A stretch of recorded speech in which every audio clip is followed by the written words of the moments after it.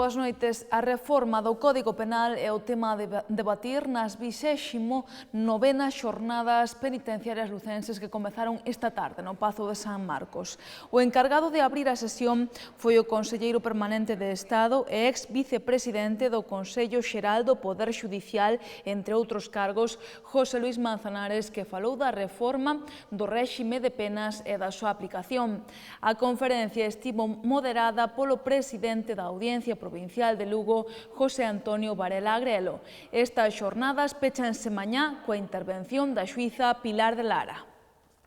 La cosa va de derecho penal y, como es natural, me imagino, sobre todo de la reforma última del Código Penal y también, muy particularmente, del derecho penitenciario. Me han dicho que, en fin, hay bastante asistente que procede de ese mundo y sobre eso, pues, en fin, hablaremos un rato. Y como es natural, pues habrá que hablar de la prisión perpetua permanente, ¿no? Pero también de otras muchas, y algunas reformas que me parecen totalmente desafortunadas, ¿no?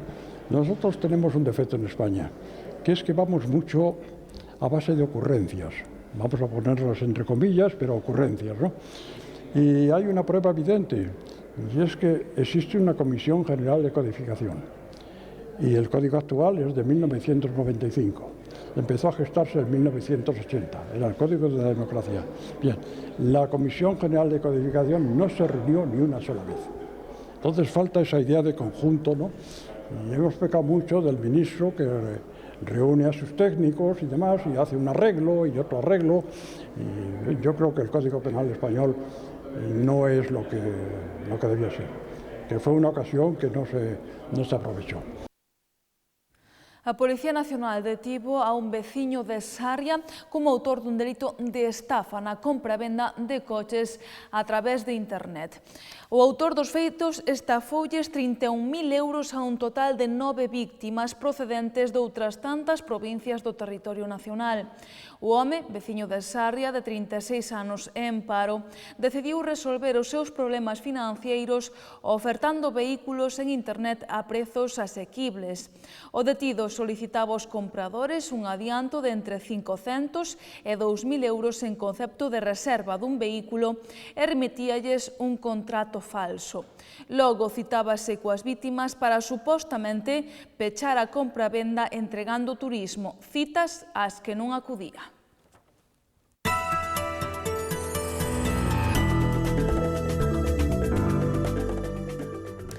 O San Froilán xa comeza esta fin de semana e o recinto feiral vai collendo forma. As rúas que o forman xa están prácticamente baleiras de coches estacionados e, pola contra, son moitas as atraccións e postos que xa están colocados. Esta mesma mañá, os barraquistas traballaban arreo montándoas, mentres os lucenses se atopaban co tráfico cortado e co estacionamento prohibido.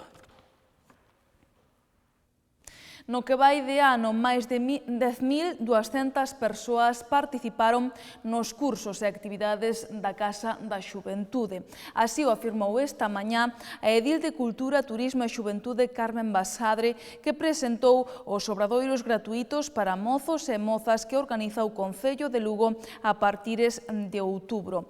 En total ofértanse 270 prazas en 17 obradoiros.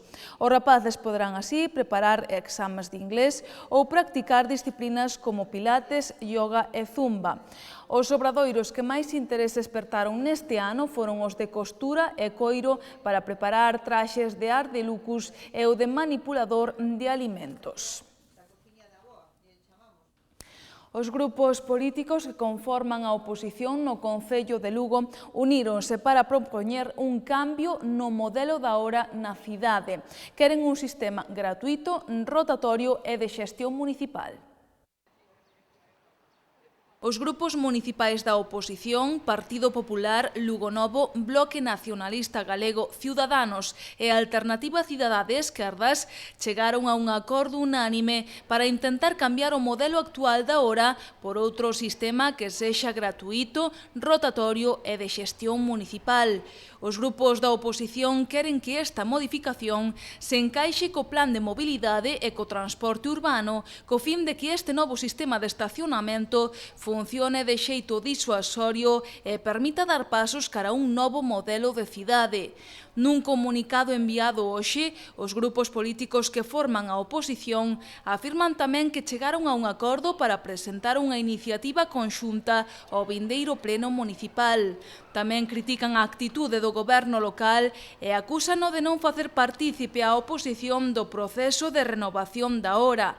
Engaden tamén que coñeceron as modificacións que o goberno local pretende incorporar a través dos medios de comunicación, algo que demostra, segundo din, a falta de sensibilidade democrática exercida dende o consistorio. Por último, instan aos socialistas a facilitar aos grupos da oposición o borrador da ordenanza da hora. Os nacionalistas propoñen un novo modelo de política contributiva no Concello de Lugo. Rubén Arroxo explicou que se poden aplicar reduccións do 100% nalgunhas taxas municipais aos parados e pensionistas en función dos seus ingresos. O BNG propón a modificación da política contributiva no Concello de Lugo. Segundo o seu voceiro Rubén Arroxo, o obxectivo é unha maior progresividade fiscal de xeito que pague máis quen máis ten. Tamén impulsar a actividade económica a partir de exencións, gravames, bonificacións e reduccións nas ordenanzas fiscais e nos prezos e taxas públicas. No referido á vivenda, os nacionalistas propoñen gravar a multipropiedade e o alugueiro soterrado de baixos e prazas de garaxe co obxectivo de mobilizar o parque de vivenda baleira. Tamén queren eliminar inxustizas en materia de plusvalías nos trámites de transmisións patrimoniais. Propoñen que se inclúen reduccións no IBI con criterios sociais e de reequilibrio fiscal. Outro obxectivo do BNG é que se introduzan exencións e bonificacións aplicándoas aos que máis sofren os efectos da crise: parados, rendas baixas, discapacitados e familias numerosas. Rubén Arroxo engadiu que se pode, por exemplo, establecer unha reducción do 100% nas taxas e prezos públicos nos que sexa posible. A Alternativa Cidadá de Esquerdas presentará unha batería de preguntas por escrito á Alcaldía sobre o estado do Servizo de Protección Civil. Dende ACE aseguran ter coñecemento de distintas denuncias dos voluntarios por presuntas irregularidades neste servizo que foron presentadas no rexistro do Concello sen obter resposta. Segundo a ACE, entre as reclamacións atópanse asuntos como a condución de vehículos e a realización de turnos baixo a influencia do alcohol por parte de varios membros da agrupación de voluntarios. Dende a ACE tamén queren saber quen é o máximo responsable de protección civil no Concello e se dispón da cualificación precisa. Entre as súas preguntas, a ACE inclúe saber cantos voluntarios figuran e se existe persoal cualificado e coa titulación precisa para o emprego do material especializado co que conta o servizo.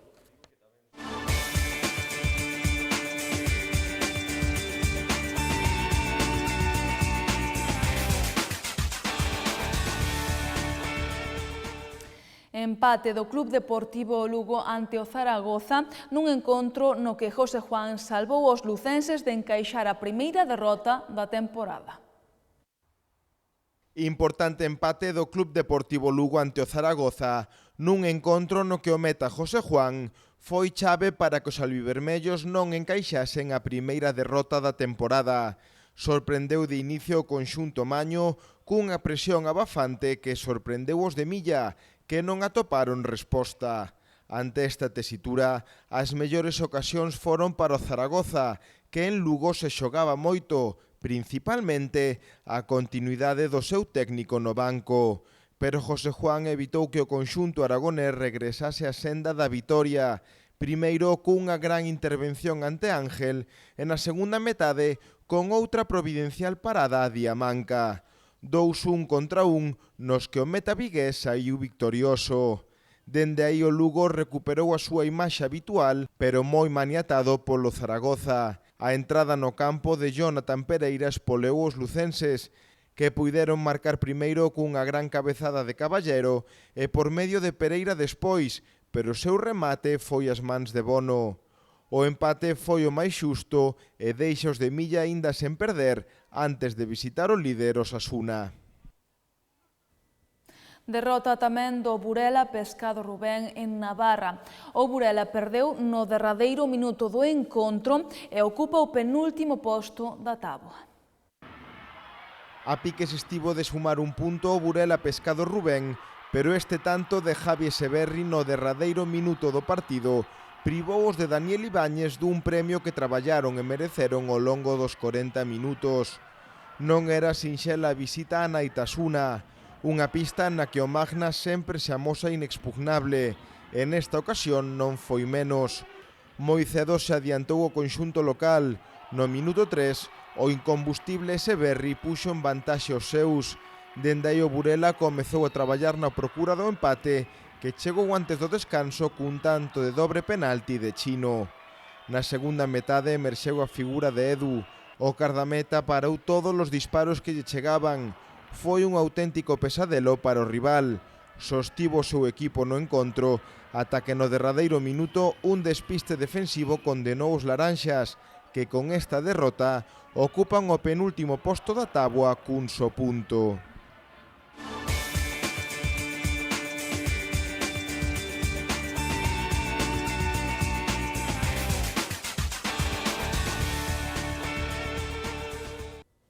Isto foi todo pola nosa parte, pero poden seguir informados a través do xornal El Progreso e do portal do Grupo El Progreso galiciae.com. Deixámonos agora con imaxes da exposición de Juan Miguel de Prada Tabanera que se pode ver no Pazo de San Marcos. Que teñan moi boa noite, vémonos mañá.